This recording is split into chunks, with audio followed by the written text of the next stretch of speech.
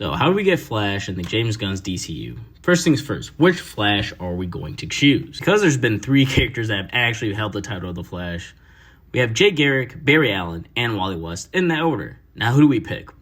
Well, let's think about what do we know so far. We know they're going to bring Flash in, but that doesn't help us that much. And we've technically, I guess, kind of seen Kid Flash and Creature Commandos, but you can barely tell. And I guess it's confirmed it's Kid Flash, but I don't know. I guess so. But let's take that for what it is. Now, there's no clue to Jay Garrick, but we have seen Max Mercury at a mural in the Hall of Justice. So let's take Jay off the board for right now. Now, we know that Hal Jordan in this universe is around 60, because the actor that's playing him in live action is also around 60. So let's say that because Hal and Barry in the comics are best friends and they release so close together, maybe we could argue that because they're close in age, they would still be best friends. So with the 60-ish year old Barry, I think the main Flash should be Wally. But like I said, you can't get Wally without Barry. And Barry by this point has had a whole career. So what do we do to satisfy everybody? We give Barry his own show. Now, we've had multiple iterations of Flash with Barry for years. We've had the 90s show, we've had the 2010s with Grant Gustin, and Ezra Miller's 2018 Flash. But we're going to ignore that one, trust me. We never had a fully animated Flash show, however, so let's give it a shot with Barry. Okay, so the animated series, Flash, the animated series, Season 1. It's going to start off with a quick origin of how Barry becomes the Flash. And from there on out, it should be a sort of Monster of the Week series that progresses all the way through Barry's career. And through this show, you get hints that someone is messing with Barry's life throughout his entire life. But that's not important yet. Halfway through the series, or maybe towards the end, we get introduced to Wally, and we get to see him get his powers. Barry gives him a costume, and this costume should resemble his Young Justice costume, with the goggles and his hair exposed, considering that's the best. The series ends with an attack on Central City and Keystone. During this, Barry has to run between the cities, and at this point, it's the fastest he's ever ran. And begins to fade in and out of reality, similar to what Wally did in Justice League Unlimited. He eventually returns to normal, and Wally is left feeling insecure because at this point, he couldn't keep up with Barry. That insecurity is what Wally holds on to, and develops these mental blocks that keep him slow. After this series, the next time we see Flash is in the Justice League. And to be honest, I have no idea what's going to happen in that, but let's assume that it's Superman, Jon Stewart, and Barry Allen at the minimum. And at some point during this movie, Mr. Terrific pulls Barry aside and tells him he needs to run some tests because during the animated series, he ran so fast that Mr. Terrific thinks it broke a tracker in his suit. Or something, dumb like that. Either way, the movie ends in the post-credits scene as Wally and Barry running tests on the salt flats near Keystone with Mr. Terrific. Wally asks Barry if he beats him, can he change his name? Because he's not really a kid anymore. Barry responds asking him what he had in mind. Wally lists names like the Scarlet Speedster or Zoom or the Blur. Barry rubs the ring in between his fingers. Yeah, you got yourself a deal. But if I win, I get to choose for you. Because right now, you're right, you're not a kid anymore, Wally. During these tests, Wally comments on how he feels like he can beat Superman now. So he must be getting close to catching up with Barry. Barry comments how Soup only beat him a few times. And besides, those races were for charity.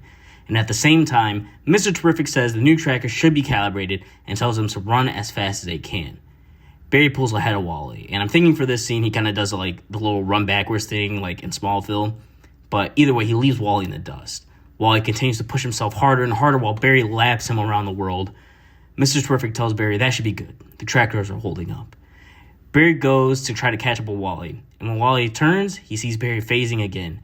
And at the same time, Mr. Terrific tells him there's some temporal anomaly happening. Barry needs to stop. And at this exact moment, Barry passes Wally, causing him to trip. The camera follows Wally down to the ground, and as soon as he gets up, Barry's nowhere to be found. All that's left is his Flash ring. Wally notices and picks it up. It's engraved, not a kid anymore. And the scene ends. Alright, so that's not the most detailed, but I just want to give a reason for Barry not being in the story and Wally taking over the mantle of the Flash. And hopefully that satisfies everyone. Probably not. But now, on to the Flash. The movie for the Flash. Fuck, never mind. Oh shit. On, restart.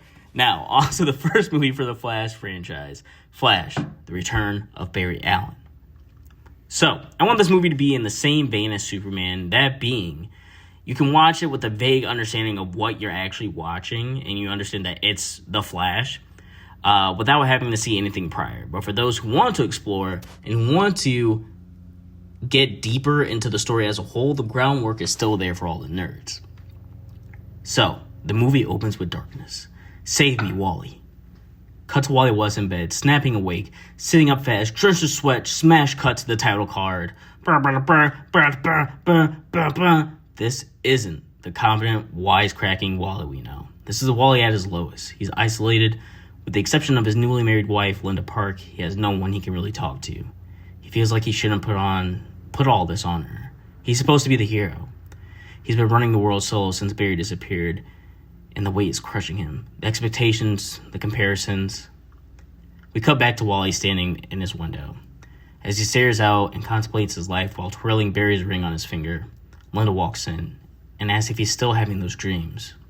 He tells her, "It's been 2 years since Barry disappeared, and for 2 years, I've had these dreams. It can't be a coincidence. I think wherever he is, he's calling to me, Linda. He's telling me to save him." She tells him, "You will, Wally. Just come back to bed." At the same time, he sees multiple police cars zoom past the snowy streets of Central City. He zooms in and kisses Linda, and she tells him, "It's okay. Go check it out." Wally zips out of the apartment onto the snow-plowed streets, Christmas lights strewn about. He holds out his fist in front of him and deploys the Flash suit. This is Barry's suit. With the Flash gone, someone had to step into his shoes. And Wally thinks to himself how big those shoes really are to fill. The irony dawns on him. The suit doesn't fit how it should. He makes his way to Central City Bank. As he races up the snowy steps, he approaches the main door, frozen solid. He quickly surveys the building, every possible entrance, a frozen block of ice. Wally whispers to himself, "Damn it, Leonard." He takes a breath and phases through the icy barricade. He sees Captain Cold standing in the middle of the bank, wielding his ice gun, and Wally tries to seize the opportunity. Before Captain Cold can even get a word out, he sees Wally's legs frozen to the floor. "Wow, Flash," he says. "Are you sick or something? You must have a cold." "Well, I'll be going then." And Captain Cold calmly walks and sticks his foot through an exceptionally shiny and reflective elevator door. Wally begins to phase and give chase to him. Wally almost grabs him, but Captain Cold's reflection stares back at Wally and tells him, through a distorted voice, "Too slow, Flash. Maybe next time you'll be more on your game." Wally sits in silent frustration before taking off, wondering what to do as he races through the city for a trace of the rogues. For Captain Cold, for Mirror Master, just for anything. So tonight wasn't a complete failure, and he comes up with nothing. While catching his breath in front of the Justice League headquarters, he looks through the window and sees a mural, and depicted on it was Max Mercury. Seeing this, Wally decides to swing by one of his mentors for just any sort of guidance. Wally runs to Max Mercury's place and rings the doorbell, still in full costume. Max calls Wally Barry, and then he begins to stutter when he realizes it's Wally and invites him in. Max and Wally have history. Max, alongside Barry, helped train Wally. Wally asks him if he's ever seen anybody run so fast they just disappear. Max tells Wally, "Well, you and Barry are in a league of your own. Barry was the fastest man alive, and once you broke the sound barrier, there wasn't much I could really teach you." Wally's had enough. Everyone knows he's not Barry. He tells himself he couldn't live up to Barry, and so Wally thanks him and tells him to keep enjoying retirement. Max tells him, well, he'll try. So, the next day before Wally's shift starts, he runs to Iris and asks if Barry had any records or anything, any journal, any notes on his powers. Iris tells him he never really kept stuff like that in the house. Maybe go check his lab. Wally races to Barry's lab, and in a speedster fashion and a rush of wind and lightning, Wally finds all of Barry's journals through the years. He reads everything at an inhuman speed. He notices Barry's theories surrounding his father and his innocence. Barry also writes that he thinks for just a moment as a kid he saw someone in the reflection of a mirror right before his mom died. This is a pattern that proceeds for the rest of his journals. Wally notices Barry paranoia and sees someone else described as the reverse, the adversary, the opposite of everything he stood for. But with every chapter and this plethora of journals, Wally notices how hopeful he was with his father's conviction and wishes he could be that way with everything.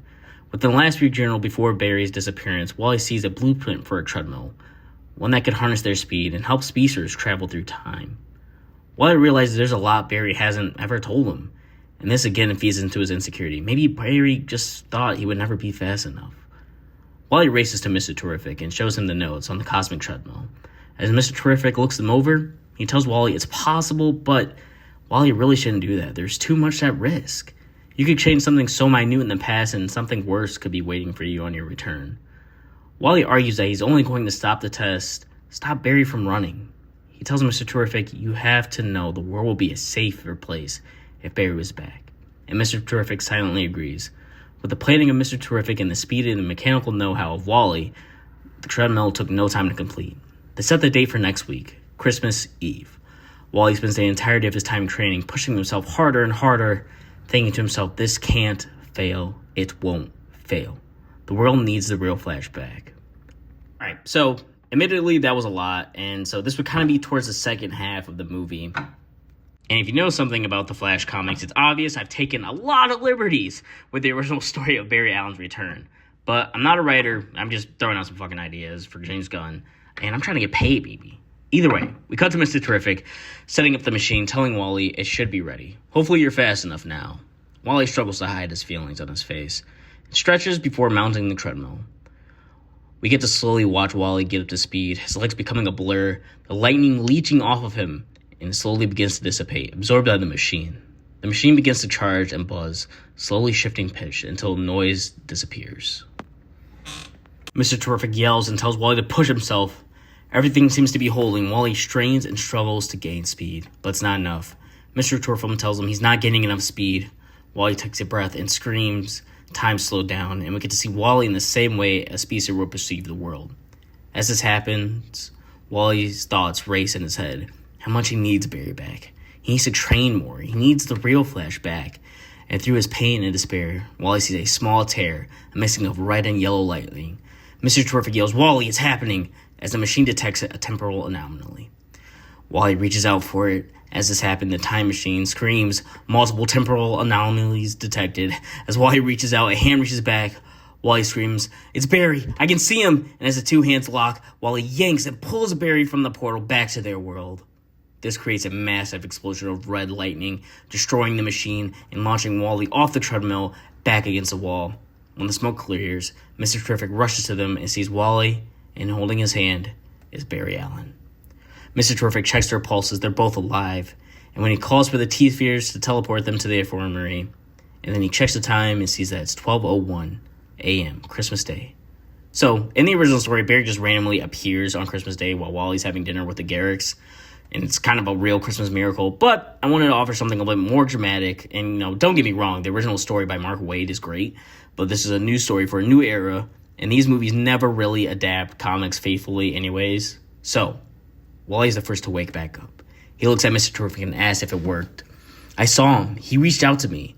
And as Wally looks to his side, he sees Barry in the flesh and calls out to him. He knows he's alive, but he can't feel him like he usually does. There's something wrong with him. He tries to scream his name again with no answer, and Mr. Terrific tells him it's been some time. We don't know where he is or where he was and what he's been going through. His vitals are normal, that's all that matters. But something has changed. He'll need time to rest before we can ask him any questions. And judging by how fast you heal, hopefully it shouldn't be too much longer.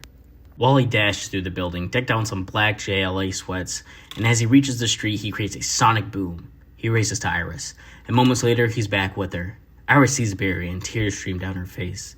As she slowly caresses Barry's face, a tear falls onto him, and you see his eye jet open. He races towards the window, leaving Iris and Wally stunned. He smirks. I can't believe it actually worked. I'm finally free. He races over to Iris and grabs her face in his hands, and he kisses her disgustingly. Within an instant, he's in front of Wally. He looks Wally up and down, and he sucks on his teeth. Tell me, kid, who's been the Flash while I was gone? Wally says, well, it's been me. I just thought that the world still needed a Flash, so I grabbed your ring. Barry tells Wally, give me my suit, and snatches the ring from Wally's finger. The scene ends there. We cut to later that night. Wally, Barry, Iris, Linda, and Max Mercury are all having a New Year's Eve dinner.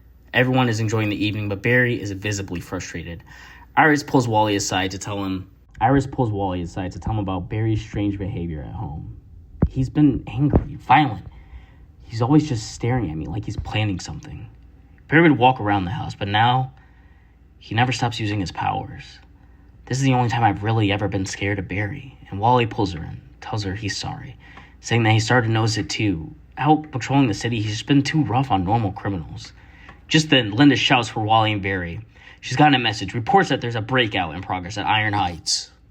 Iris throws a box at Wally and tells him, "This was your present from the Justice Gang." He opens it, and it's a flash ring. By this time, Barry's already out the door, and Max tells him, "You better catch up, for you miss all the fun." Wally zooms out the house, and we get to see a new suit propel itself from Wally's new ring. This new suit is the Flash Rebirth suit from the comics. It really isn't my favorite suit, but it's just good to be able to tell Wally and Barry apart. Wally takes off. He feels faster than ever, and he's been wearing an ill-fitting suit for a while now. He can actually comfortably run again. As he catches up to Barry at the prison break is already in progress. With Trickster's bombs going off and blasting a hole in the wall, Weather Wizard and Captain Cold stroll out. Weather Wizard takes a deep breath and says, "Fresh air," and begins to rise into the air. The Trickster notices the Flash first and comments how there's two of them. Captain Cold doubles down, asking, "Which one of you is the real Flash?" Barry finally snaps and says, "There's only ever one Flash. There's only ever gonna be one Flash." Catching Wally off guard, he runs and phases his hands through the Trickster's chest. Wally runs and punches Barry, yelling at him, "What the hell are you doing? What's wrong with you?" There starts a fight between the speedsters. Barry is still too fast for Wally, red lightning trickling off of him, but Wally gets his hits in where Barry's talking. At this point, Captain Cold and Weather Wizard have slipped away. The fight between the speedsters ends when Barry kicks Wally's knee in. Wally screams in pain. What are you? Who are you?" Barry pulls his mask up and reveals his face and says, "My name is Eobard, and I have to thank you for pulling me from the Speed Force. I really couldn't have done it without you." Wally lays there, his knee healing thanks to his connection from the Speed Force. He's in utter fear and confusion. It's a shame, really. It seems like no matter how hard I try to destroy Barry's life, being in his house, around his wife and family, everything it pissed me off. Really, I just wasn't doing a good enough job. I was starting to think Barry forgot about me, honestly. He locked me in there with that old man. Such a mockery to the Flash, like you see, if you ask me. But anyway, once he was on the brink of death, I saw how fast Barry was going. I took it as my chance to pry open the Speed Force. I was able to just get my hand through and yank him in, left to rot him with that old geezer. But now, I have free reign to destroy the Flash. And most importantly, destroy Barry's life. And there's nothing you can do to stop me. I mean, you're just too slow, Wally. Eobard then, with the face of Barry Allen, zooms off. Alright, so in the comics, Eobard Thawne is Reverse Flash, and he's kind of this guy from the future that's so obsessed with Barry, he gets plastic surgery to look like him. But when he realizes he's destined to become the Flash's greatest enemy, he snaps, and he sets a sight on destroying Barry's life. When Barry was writing in his journal about how his life, it felt like someone was trying to destroy it. It was Eobard Thawne as the Reverse Flash. Unlike all the other speedsters in the Flash family, Eobard gets his power from the negative Speed Force. This being so, being trapped in the Speed Force greatly weakens him. But someone has to keep him there and stay on guard to make sure he doesn't figure out a way to get out. And it's a constant fight standing for the rest of time. After Wally lays there, knee fully healed, thanks to his connection to the Speed Force, he immediately races to Barry and Iris' home to inform them that Barry, the one that they just saw, is not the Barry that they know. It's Eobard. Hearing this, Mac and Mercury begins to stretch and limber up, knowing the fight that awaits them. Mac says retirement wasn't really suiting him anyway, and they each grab Iris and Linda and race them to the Justice Hall. As this is happening, we get to see Eobard in Barry's costume to start destroying the Central City. We cut back to Wally and Max as they try to fill in Mr. Terrific and the rest of the Justice League on what's happening, as news alerts race across the monitors that the Flash is destroying the city. Max and Wally race towards the city, and you see that Max's lightning is a tint of blue, while Wally's, as he's running, goes from a shade of red-orange to a closer version of yellow with hints of orange in it. This is to show his connection to the Speed Force is becoming stronger, while Max's blue shows how zen-like and close to the Speed Force he is. This brings up the question, though. Why is Barry and Wally a more traditional yellow than Thawne's a dark red? Thawne's being a dark red is because he isn't connected to the traditional Speed Force. He uses the negative of it. While red from the normal speedster would be the slowest and least adept at using the positive Speed Force, red from the negative Speed Force would be at its peak, while blue or white would be at the bottom. Barry's is yellow because while he is the fastest at this time, his connection to the Speed Force isn't as strong as someone like Max, who has been using the Speed Force to travel forward in time for years. We pick up with a pair of Wally and Max getting to the city and confronting Eobard. Wally tells Max that they have to get him out of the city, so they come up with a plan to lure him out. A race. This directly challenges his ego, and Wally and Max race out of the city to the desert salt flats from the post-credits scenes of Justice League. Eobard catches them and is able to push Max to the ground easily. And another battle between Wally and Eobard at this point continues. And so at this point, Eobard is really destroying Wally, and while Max can throw Eobard off with his Speed Force techniques, he still isn't fast enough to be a real threat to Eobard. So, this fight should show off what's possible with the Speed Force through Max. Max and Wally run off together to gain space and come up with a plan, but Eobard is gaining on them extremely quickly. Max yells that they have to run him back into the Speed Force, and Wally says he doesn't know how. Max tells him to follow his lead. He'll need a distraction though, so they both split, and Eobard ends up chasing after Wally. Wally stops abruptly and starts running in a circle around Eobard, and Thong just stands there, asking, "Is that all you're good for? You can't be this dumb. You can't be this slow." Eobard starts to monologue.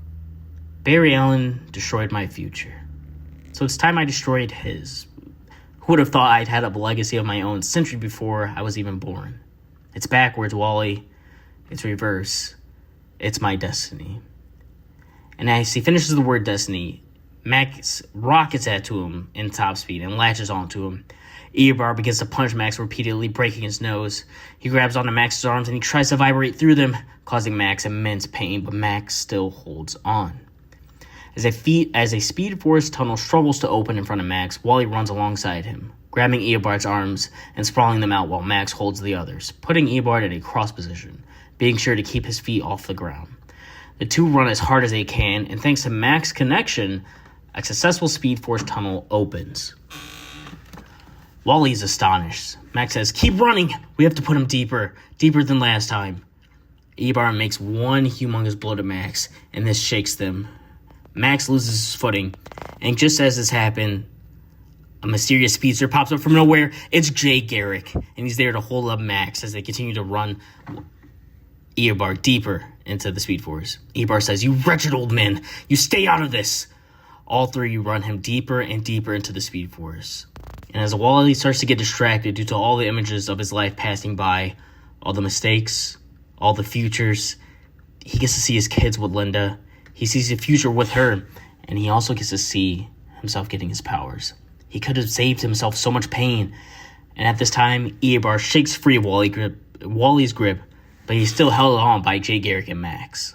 Wally starts to stumble when he realizes how fast they're actually going, and in the nick of time, a Barry Allen shrouded in pure Speed Force energy arrives and grabs onto Max's arms, telling Wally, "Don't give in to the temptation, you'll ruin everything." And the thought of all this shakes Wally to the core, and he says, I could fix everything." And Barry responds, "You could destroy it all. Don't worry, we've got it from here, Wally. You've done such a good job. Take a break for now." Wally begins to slow down as the team of Barry, Max, and Jay run Eobard deeper into the Speed Force, and Wally drops out of the Speed Force at the edge of the salt flats. We cut back into the Speed Force as the three nod that this is deeper than the last time, so who's going to stay? And Barry speaks up and says, "I'll do it. It seems like Wally has it covered out there." And Max tells him no. Jay's been gone for way too long, and Barry, Iris is pregnant. "I'll stay. Just don't forget about me." And as the two nod in agreement, all three throw Eobard as hard as they can, and while Barry and Jay start to slow down, Max speeds up. He looks back and yells at them to tell the kid how fast he's gotten, and keep pushing him. "Barry, he needs you more now than you know." They slow down and appear behind Wally. Jay trips and falls due to his injuries, while Barry slides to a stop. They both rush over and see Jay Garrick, and Wally says, we gotta get into a hospital." Jay weakly points out that Barry is still in his underwear. Wally says, "Get home. You're going to have to do some damage control with Iris. I'll take him to the infirmary at the Justice Hall." Barry looks around and he snags Jay's helmet and tries to his best to cover up as he races to Iris, and Wally races Jay to a doctor. Wally finally gets home and goes to Linda, and as he takes off his suit and shrinks back into his ring, Linda says, "I have a surprise for you." And Wally jokingly says, "What? Are you pregnant?" And Linda says, "Well, how'd you know?"